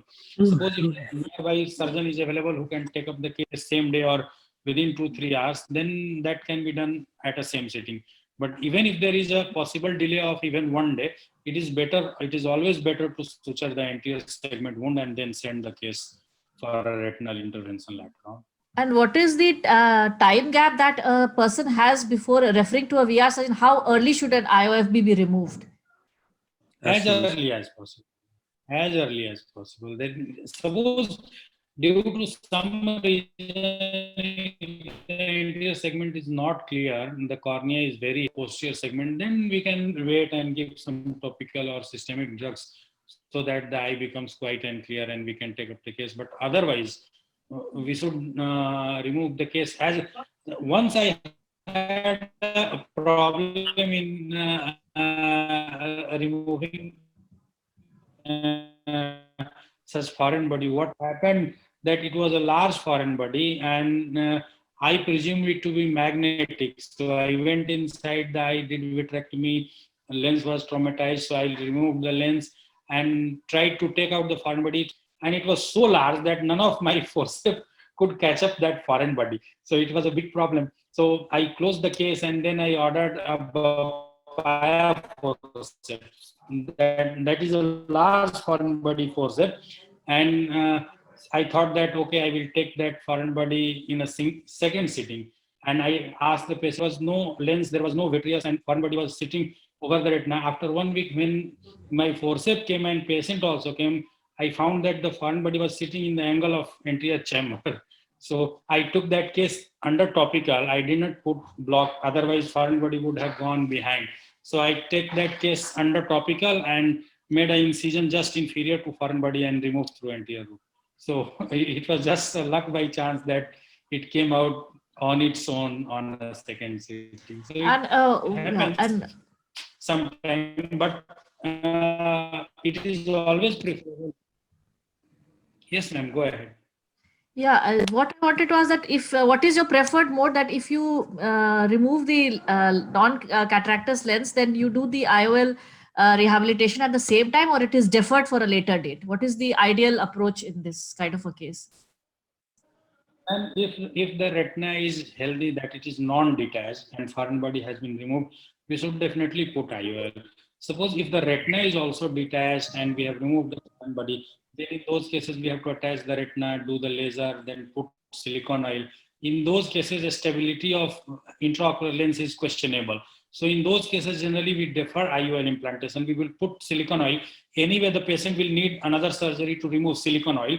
So at that time, we can implant IOL while removing silicone oil.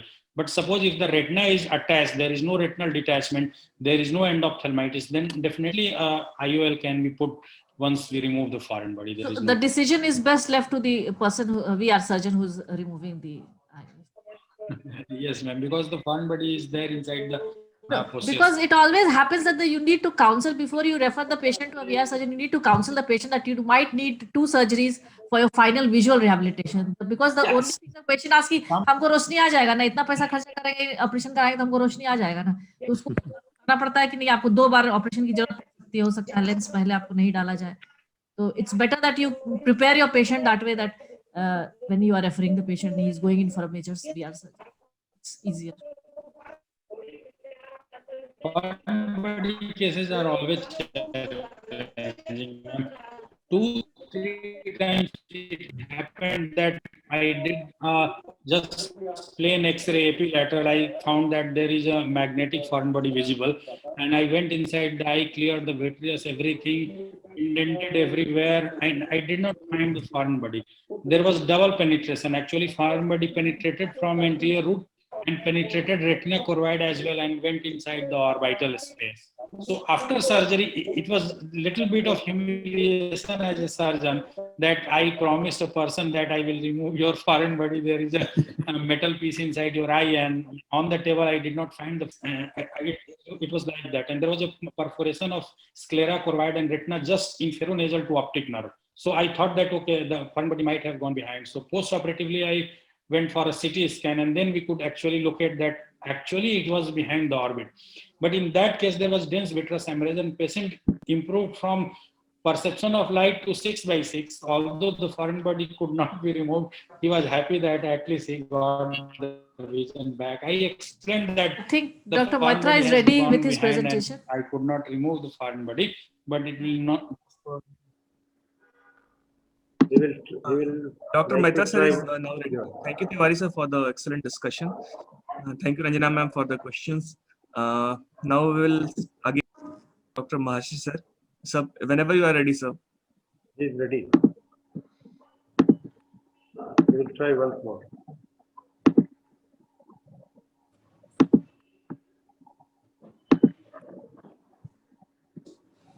Request everyone to switch off the video so that we can have a good streaming connection.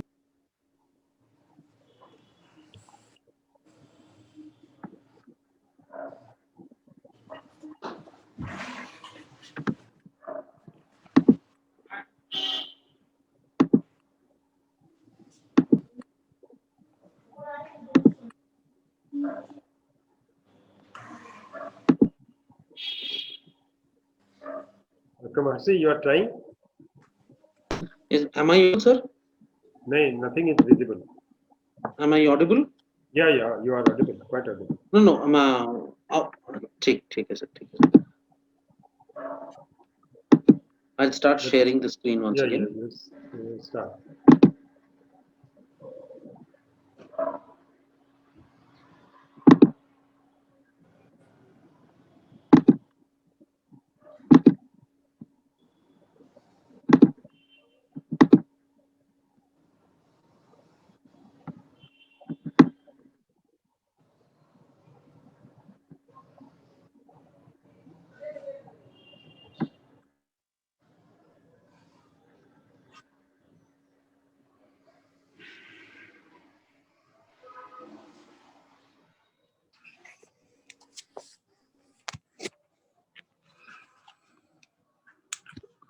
Voiceover is missing.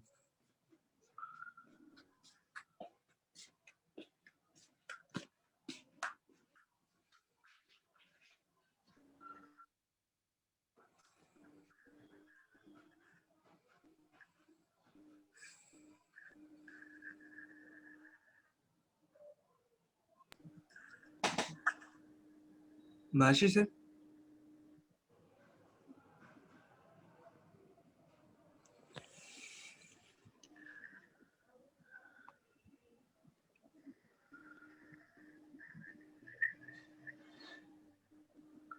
Sir, voice is not coming, sir.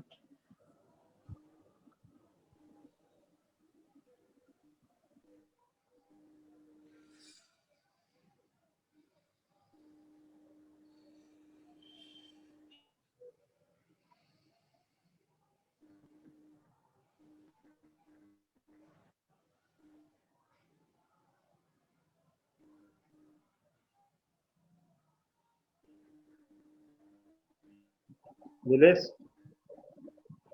better to go for the next time. Sir एक बार अगर screen resolution लो कर देंगे ना तो हो सकता है. Screen resolution full HD पे है, वो अगर लो हो जाएगा तो हो सकता है.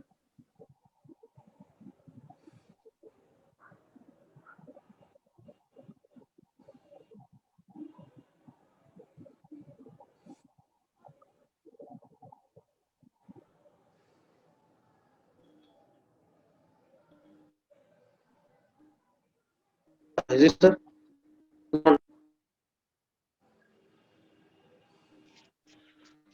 Thanks everybody on behalf of the site. Maharshi sir. कोई बात नहीं. Next time we'll try. Okay. ठीक है. Thank you. But you stay for some time. Okay, sir. Nilesh. Hey. जी sir. He is not able to play. Sir. Okay.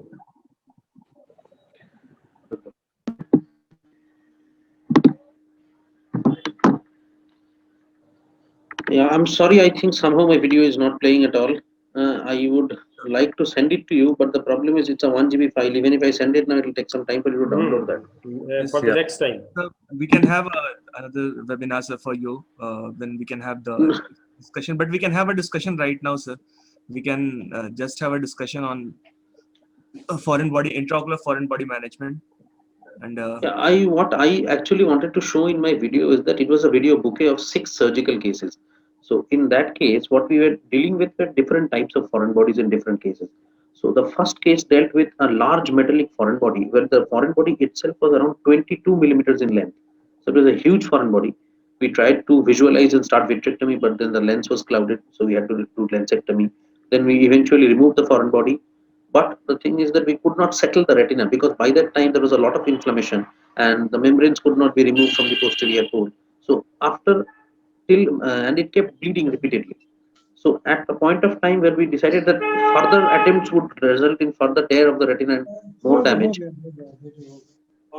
we actually stopped it there and put silicone oil to, and thankfully the patient ended up gaining ambulatory vision post-operatively.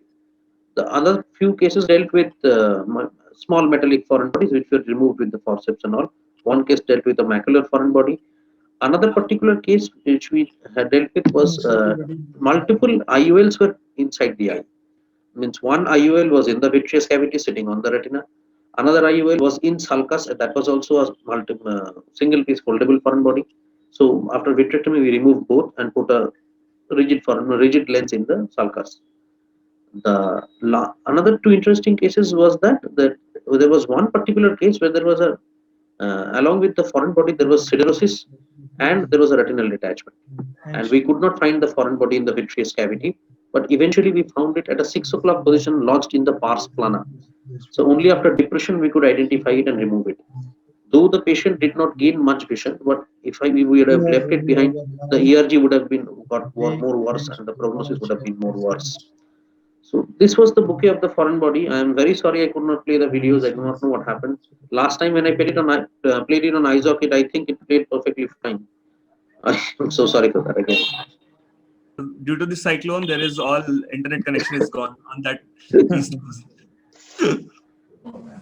So I would request the panel to initiate the discussion if anybody has any. Wanted to know that what has been, in your experience, what has been the most important prognostic factor regarding the visual outcome so far as IOFB cases are concerned? IOFB cases are how much we are where from the wound, the entry of the wound. If it is not entering through the cornea, and then there is not much of distortion. If it is entering through the sclera, if we end up suturing it properly outside and inside by laser barrage and everything, usually it stabilizes. And obviously the location of the foreign body, if it is in the macular location, obviously the central visual acuity is very much compromised. But few patients gain some minimal vision, but not very useful at that point. And another important aspect would be what kind of foreign body is, if it is inducing any reaction inside the eye. If there is any associated infection, if there is some associated endophthalmitis with it, post-traumatic. So these are the factors, and it's a very, very unpredictable thing.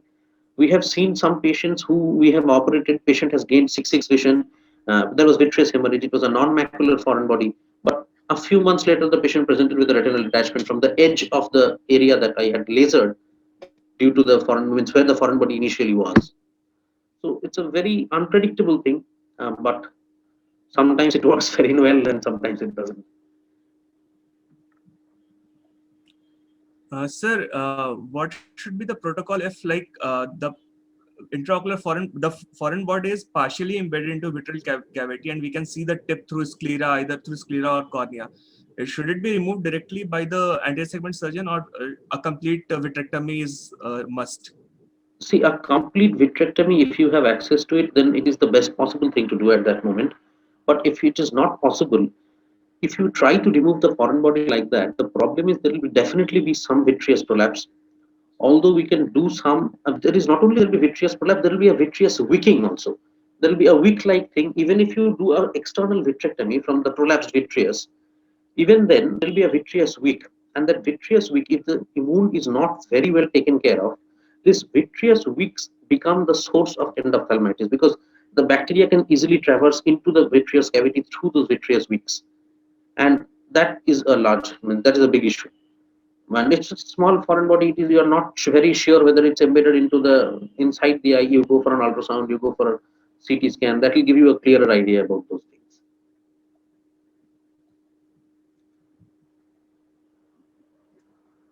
So, comment from Manoj, sir.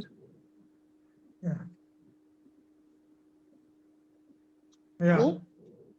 Manoj, sir, any comment?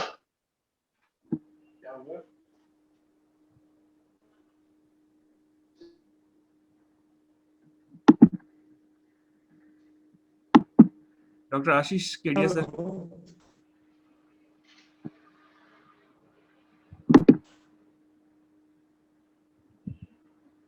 Sir, mute. So recently I saw a patient who had a metallic foreign body inside the eye, which was missed, and patient had a small corneal seal tear with a very small iris defect. And basically what happened, we did the X-ray and it didn't show up on X-ray. And then B scan was done, and then we can see the shadow. And it was confirmed later on CT scan, and which is due for removal. Very small foreign body. And how I noticed, patient came for follow-up after 2 weeks, and I saw the cornea getting hazy. So I thought, what is the reason for cornea getting hazy after 2 weeks? And then we later checked the retina. It was there sitting on the retina, right beside the macula. A very small foreign body, which was not very clear on X-ray, which is very unlikely. A metallic foreign body shows up like a bright, hyper-reflective thing on X-ray. I've never had a chance where I've missed a foreign body which didn't show up on X-ray and came out on CT scan. Probably it was too small that it didn't show, or maybe the angle for X-ray was not proper. That was the B scan was a clue. So we actually started looking for foreign body because the cornea was becoming hazy. So basically, I think sidrosis has started taking effect, and probably inflammation has started taking effect, and that's how the cornea became hazy. So that was a very good learning point for me. Very small iris defect, very small iris defect. And if you dilate the patient, that iris defect will not be seen. So that Yes. was a very good learning experience for me. So I would say whenever we see a patient with a foreign body, means any history, do not ignore the history. Patient usually during hammering, what happens? The chips, very small chips goes into the eye. Basically the hammer gets broken, and the small piece from the hammer gets into the eye, not the metal where the hammering was being done. It's the piece of the hammer which goes into the eye usually. That's all I would like to add. Thank you, sir. Good evening, everyone. Yeah, I'm Rashmika. Dr. Maharshi, I would like to ask that when all have you felt not to take out the foreign body in case the vision is good, it's an inert body like a glass or a stone? And have you ever left it alone in the eye? And for how long? No, not in my limited experience, ma'am. We have not deliberately left any foreign body behind. And sometimes it is like this, that when the foreign body is inert, in the sense that if it is an inert IOL, it is sometimes not possible for us to go in for the surgery immediately. We have waited for some time, but it's not been like that we have left it alone altogether. Means we have replanned the surgery, we have waited for a few weeks for the eye to be ready for surgery. And sometimes there is logistical issues for the patients, but medically speaking, I did not face any specific issues where we should not remove the foreign body. Okay, thank you. Dr. Tiwari sir is sharing his screen. Mute hai, sir.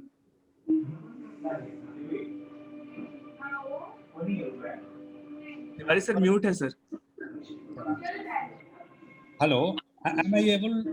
Yes, sir. Now audible, sir. Yeah. So I was just searching my video library and I had a very good foreign body case. It is a large nail, but that nail was lying over the macula behind the retina. It has gone subretinally. So the retina is over the foreign body and there was no root.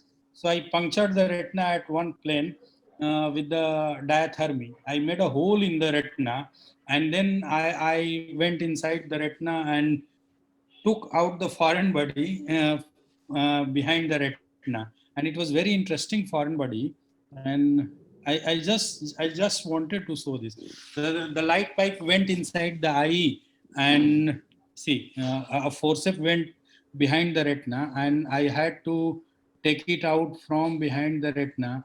And then after that, I took it out through the eye. So this was a large semicircular nail and it was really a very huge foreign body. And fortunately, the patient retina was settled well, and the patient the vision did not improve beyond 560, 660, but at least we could save the eye. This was a huge foreign body. And then I took it out with this was the foreign body. And it went behind the retina. It was very surprising. Once it went in the vitreous cavity, there was a large inferior break. And through that break, it has gone behind the retina, almost 13 to 14 millimeter. I removed this foreign body way back 3-4 years back.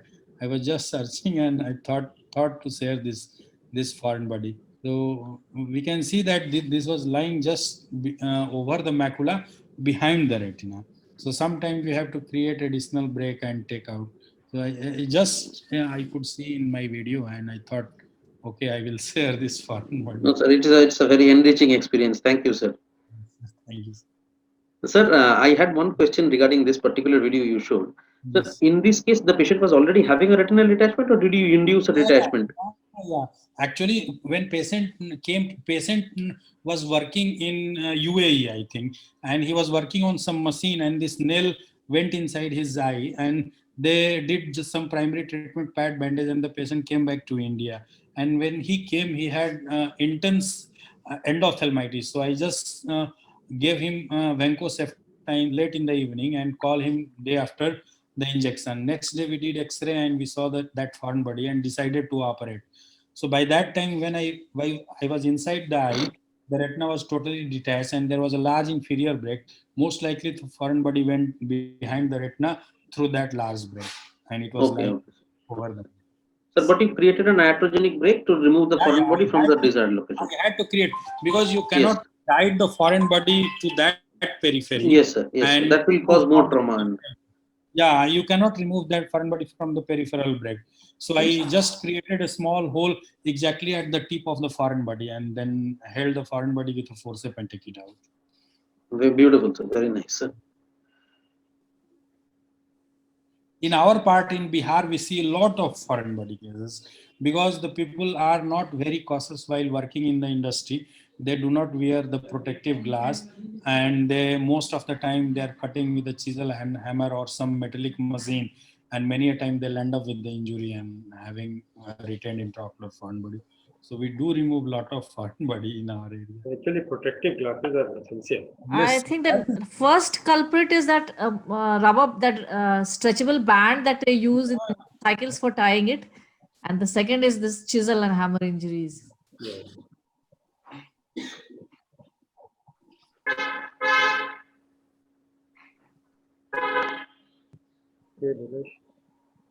Thank you, sir. Thank you, Tiwari sir, for sharing that another excellent video with us. It was an enriching experience to have everybody. And before we have a vote of thanks from Dr. Manoj sir, I would request Dr. Rungta sir to announce BOS, the BOS conference dates. Oh yes, अभी तो अभी लोग चले गए. 27/12 को BOS annual conference है. I will request everybody कि उस दिन दूसरा एंगेजमेंट प्लीज नहीं रखिए. 4 से 5 घंटे का हो सकता है वो कॉन्फ्रेंस, वर्चुअल ही है. And please give that one day to boss. और उस दिन सब लोग इसमें रहिए.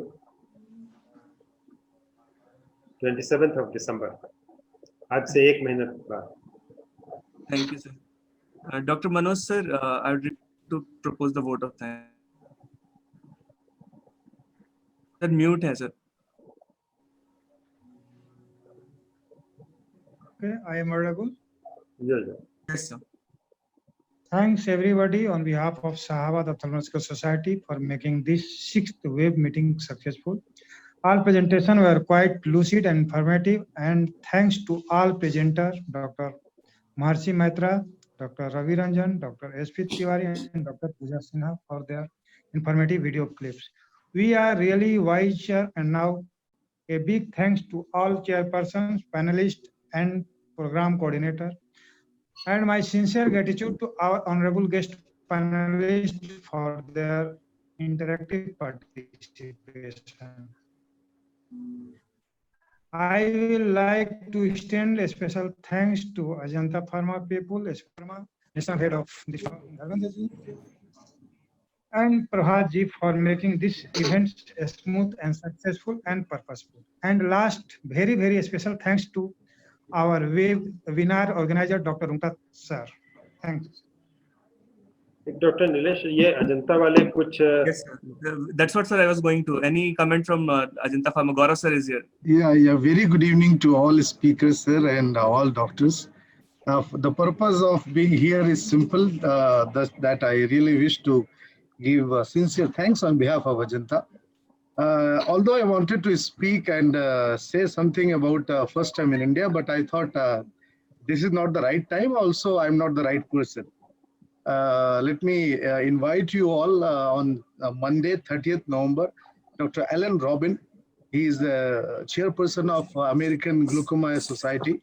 He is going to be a speaker on Monday, 30th November.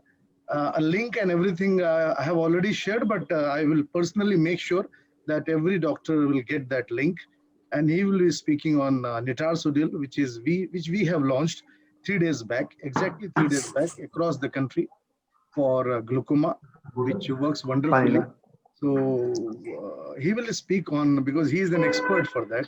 So I request my all doctors to be there on that particular international summit, which is going to be happen on Monday, 30th November. From my side, my all sincere thanks to all doctors. Thank you very much. And Actually, they have launched a new molecule, that is Nitarsudil, and this is anti-glaucoma molecule, and this is available in 0.02%, Netalo. Netalo, yeah, Netalo. Netalo is the trade. This is non-prostaglandin product, and this has been probably approved by FDA, na? US FDA it is approved, sir. It is a Rho kinase inhibitor, sir. Yeah, Rho kinase inhibitor. And let us see. And I can only request you all, sir, that my sincere request, please attend that, do attend that webinar, which is going to happen on 30th November. We share the link, sir. We will. Surely, sir. Sure. I will personally make sure, sir. Sure. This molecule has crossed all 3 phases of trials. Yes, sir. Absolutely, sir. Yes. Okay. And Rupresa is the international brand, which is from Eri Pharma, which is available in the US. And it is already there in all European country and doing extremely well because of its mode of action. It works on disease pathology, that is trabecular meshwork. But it is useful for open angle glaucoma, na? It is for open angle glaucoma, yes, sir, absolutely. Okay. And it increases the outflow through trabecular meshwork. Yeah, it increases the outflow of trabecular meshwork. So, Gaurav? Yes, sir. Previously it was Ripatech. Ripatech is also Rho that is also Rho kinase inhibitor, and this is the one more generation of the same Rho kinase inhibitor. Yeah. Which one is advanced? Your recent product or back product? The recent one, sir. The recent one. I know why these are coming to me, so I can't comment on that. As I said, the right person, the right doctors, they will speak on that. Because it is US FDA. Number one, it is a US FDA. Better that we wait for the webinar. Yeah, and it is OD dose. So those webinar would be the right. I mean, sir would be the right doctor to speak on that. Actually, Alan Robin. What is the timing of the webinar? 7:30, sir, and we'll give you a complete link. Even Dr. Ungta sir yesterday Yes, I've got the link. I will share in all the groups. Yes. We should all listen to him. Alan Robin is a very prominent speaker and a very excellent speaker, and is a very good dear friend. He's a very close friend of Arvind. And I think Dr. Krishna Das is also speaking. Sir, he's also speaking. Yeah. Yeah. So it'll be very interesting to listen to Alan once again. It's a very dear right, friend. Right, sir. From here, good night, sir. Good night to my all Good night. doctors. Good night. Thank you, everybody. Good night. Thank you. Sabko pranam. Thank you everyone for including me in this. And Thank good you, night to ma'am. everyone. Thank you, ma'am. Because of you, it was more interactive. Thank you.